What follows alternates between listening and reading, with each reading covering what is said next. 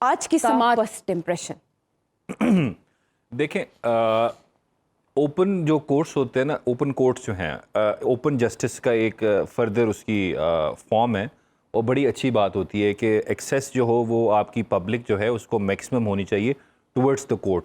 और उसका फ़ायदा ये होता है कि आपके अंदर की जो ट्रांसपेरेंसी है, अकाउंटेबिलिटी होती है, जो एवेलुएशन होती है ऑफ द कोर्ट प्रोसीडिंग्स, वो आपका जो जस्टिस सिस्टम है उसकी तरफ आपका जो ट्रस्ट है या कॉन्फिडेंस बिल्डिंग है पब्लिक का, वो ज़्यादा होता है। अच्छा। अब हमारे इससे पहले किसी को नहीं पता था कि कोर्ट के अंदर क्या होता है। हमें तो पता चलता था टिकर्स आ रहे हैं, जज साहब बरहम हो गए और जज साहब कुछ और कह रहे हैं, आगे रिपोर्टिंग कुछ और हो रही है, तो ट्विस्ट होता था। आपको पता है जिस तरह कोर्ट रिपोर्टर्स अपनी आइडियोलॉजी के हिसाब से उनको मोल्ड करके प्रेजेंट करते हैं, तो 90% लोगों को पता ही नहीं होता था कि सवाल क्या हो रहे हैं, जवाब क्या हो रहे हैं। और आई एम श्योर कि बहुत सारे लोगों को पता होगा जिन जजेस के बारे में हमने गलत चीज़ें सुनी होंगी, आज उनके बारे में बड़ी अच्छी चीज़ें आपको नजर आई होंगी कि वो तो कानून पे बात करते हैं, लॉ पे बात करते हैं, कॉन्स्टिट्यूशन पे बात करते हैं। हाँ। अब ये ओपन कोर्ट होना या लाइव स्ट्रीमिंग होना एक नया फिनोमेना नहीं है, बड़ा पुराना फिनोमेना है। हाँ। सबसे पहले 2002 में ब्राज़ील की जो सुप्रीम कोर्ट थी उसने डिसीजन दिया था कि आप लाइव स्ट्रीमिंग करेंगे इंपॉर्टेंट क्वेश्चंस जो कॉन्स्टिट्यूशनल इंपॉर्टेंस के होते हैं उनके। फिर 2005 में यूके का कॉन्स्टिट्यूशनल रिफॉर्म एक्ट आया, उन्होंने इसको इंट्रोड्यूस कराया। फिर आपका इंडियन सुप्रीम कोर्ट ना बड़ा फेमस केस है, त्रिपाठी केस जिसको कहते हैं हम, उन्होंने 2018 में फैसला दिया कि सुप्रीम कोर्ट के इंपॉर्टेंट क्वेश्चंस की लाइव स्ट्रीमिंग होगी। फिर साउथ अफ्रीका के सुप्रीम कोर्ट 2017 में पहले 4 साल तक इस पे बहस ही होती रही कि लाइव स्ट्रीमिंग होनी भी चाहिए या नहीं। सुप्रीम कोर्ट की जजमेंट आ गई, वो तो फिर उनकी बाइंडिंग होती है, लेकिन उनको जाहिर बात है उसकी अवेलेबिलिटी लाने के लिए you need human resource, you need resources, you need उसका पैराफेरिलिया जो बनाना है आपने, इंफ्रास्ट्रक्चर फैसला हुआ। बिल्कुल, यहाँ पे देखिए हो गया, अच्छी बात है और हम सब ने देख भी लिया। मैं तो इस पे बड़ा खुश हूँ। ये आपका बुनियादी हकूक हैं जो आर्टिकल 19 से राइट टू इंफॉर्मेशन और फ्री स्पीच जो है उसकी रियलाइजेशन होती है, आपको होना भी चाहिए। बिल्कुल जिस चीज़ पे तारीफ बनती है हमें करनी चाहिए।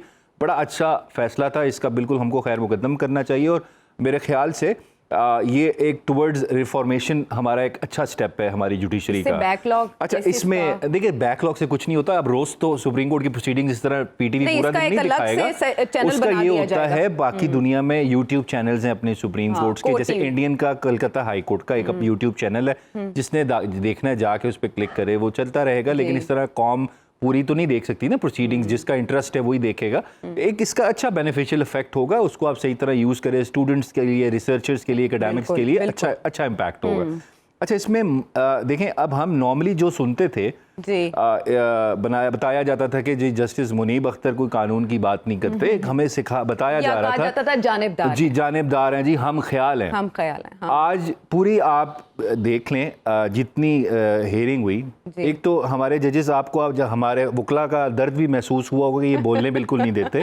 हाँ। हमें मोरालिटी पे लेक्चर पढ़ते रहते हैं कोर्ट्स के अंदर।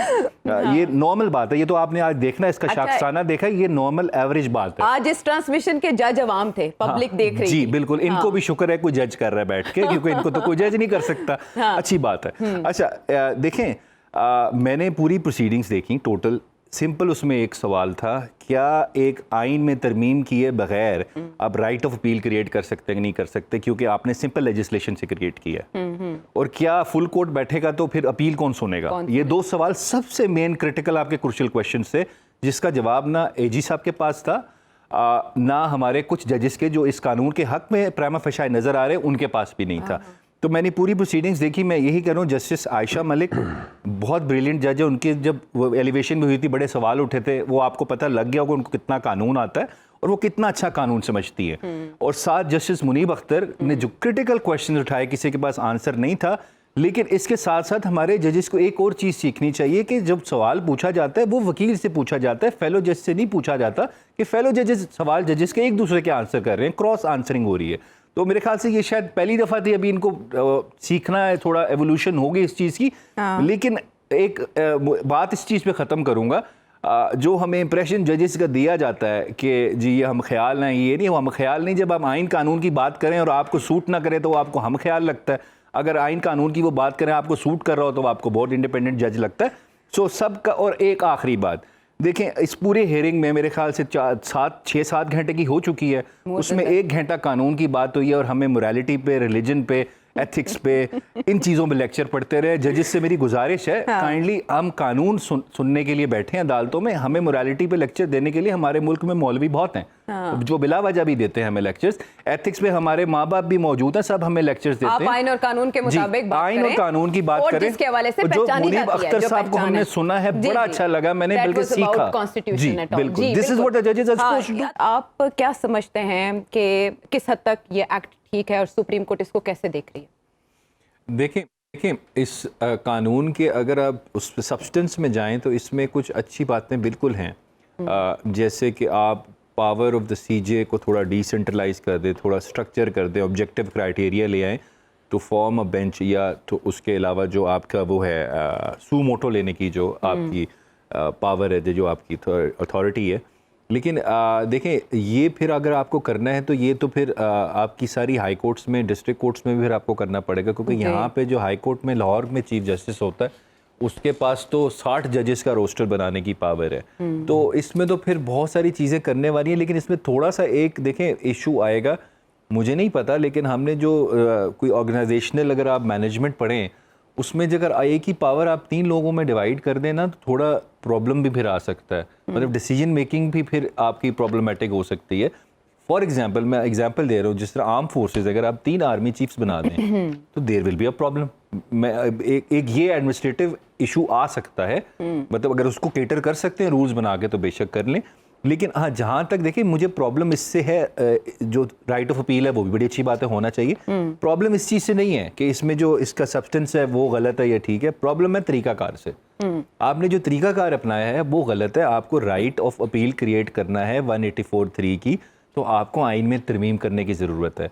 उसके बगैर आप सिंपल लेजिस्लेशन से नहीं कर सकते। मैं एग्जाम्पल दे चुका हूँ, कल को फिर बहुत सारे एक्ट पास हो सकते हैं। जैसे अगर आपने उम्र लिखी हुई है आपके आइन में MNA बनने के लिए 25 साल, आप सिंपल एक्ट पास करके 20 साल कर देंगे, लेकिन फिर आइन में जो लिखी हुई है वो चीज़ कहाँ जाएगी? तो इस वजह से आइन में जो रिक्वायरमेंट है आपके, उस हिसाब से कानून बनाए तो कोई इशू नहीं है। और दूसरी बात, इसमें सबसे बेहतर बात जो है, देखें सुप्रीम कोर्ट को आर्टिकल 191 के अंदर रूल्स बनाने की पावर दी हुई है। उन्होंने रूल्स बनाए हुए हैं, उनको बेहतर आप कर सकते हैं। सुप्रीम कोर्ट का फुल कोर्ट आप बैठ के, आज तो कल को काजी साहब ने बिठा दिया तो दोबारा भी बिठा सकते हैं, खुद अपने रूल्स बना दें, अपने कॉन्डक्ट को जो उन्होंने ठीक करना है, सारी चीज़ें हैं उसको बेशक स्ट्रक्चर कर दें, लेकिन उसका जो तरीकाकार है वो ये है, इस ऑर्गन ने खुद करना है। बाहर की थर्ड ऑर्गन नहीं कर सकती है, सेकंड ऑर्गन नहीं कर सकती। 3 ऑर्गन हैं अगर आपकी स्टेट की, तो let them do their own work, एक दूसरे की और उसमें इंक्रोचमेंट ना करें। अच्छा, ये सुप्रीम कोर्ट के रूल्स परवेज मुशर्रफ मरहूम उनके दौर में नहीं जी, 1980 के बने हुए आपके रूल्स। अच्छा, आज हवाला दिया गया ना कि उस दौर में बने। नहीं, वो 2005 में सुप्रीम जुडिशल काउंसिल के रूल्स बने थे। ओके, और आर्टिकल 199 तो आपके जो अपील का नहीं वो मैं आर्गूमेंट, वो मंसूर शाह साहब ने एक पॉइंट उठाया था। आर्टिकल 199 में आपका है हाई कोर्ट की ओरिजिनल जुरिस्डिक्शन, जिसमें आप रेट फाइल करते हैं। उसकी फिर इंट्रा कोर्ट अपील का 1972 में लॉ रिफॉर्म्स एक्ट आया था, उसमें उन्होंने इंट्रा कोर्ट अपील की आपको गुंजाइश दी थी, लेकिन उसके अंदर आइन के अंदर कोई रिव्यू की पावर नहीं है हाई कोर्ट की। लेकिन क्योंकि सुप्रीम कोर्ट की ऑलरेडी रिव्यू की पावर है, तो उसके अंदर आप फिर नई रेमेडी नहीं क्रिएट कर सकते। यही सारा इशू आ रहा है कि आप सुप्रीम कोर्ट में, क्योंकि रिव्यू की अगर पावर ना होती तो शायद फिर आप अपील का राइट क्रिएट कर देते, लेकिन क्योंकि हाई कोर्ट में रिव्यू की पावर एग्जिस्ट नहीं करती, तो वहां पे तो अब ICA का फॉर्म आपने बना दिया, लेकिन सुप्रीम कोर्ट में एक फॉर्म ऑलरेडी एग्जिस्ट करता है, आपको बाईपास करके नया फॉर्म नहीं बना सकते। ये सारा प्रॉब्लम राइज होता है। सो इसके तरीकाकार में और आइन में तरमीम करने वाला जो तरीकाकार था वो इन्होंने क्योंकि फॉलो नहीं किया, मेरी नज़र में ये जो पूरा कानून है गैर आईनी है, ये स्ट्राइक डाउन होना चाहिए। 3 अक्टूबर तक अगर ये केस ऐसे ही रहता है सस्पेंडेड, यानी कि ये एक्ट, तो तब तक यानी कि कोई ऐसे केसेस नहीं मुकर्रर किए जा सकेंगे समात के लिए, जैसे इससे पहले इनका ऑब्जेक्शन यही था ना, जस्टिस मंसूर अली शाह का, काजी फायजी साहब का, तारिक मसूद, सरदार तारिक मसूद साहब। तो इसका मतलब है तब तक ऐसा कुछ हो नहीं पाएगा बड़े देखिए, इस कानून के अंदर तो जो चीज़ें लिखी हुई हैं, जो इन्होंने फॉरम्स प्रोवाइड किए हैं, जो अपील्स की चीज़ें प्रोवाइड की हैं, जो तरीकाकार बनाया है, वो तो एग्जिस्ट नहीं करता इस वक्त, क्योंकि वो सस्पेंडेड है।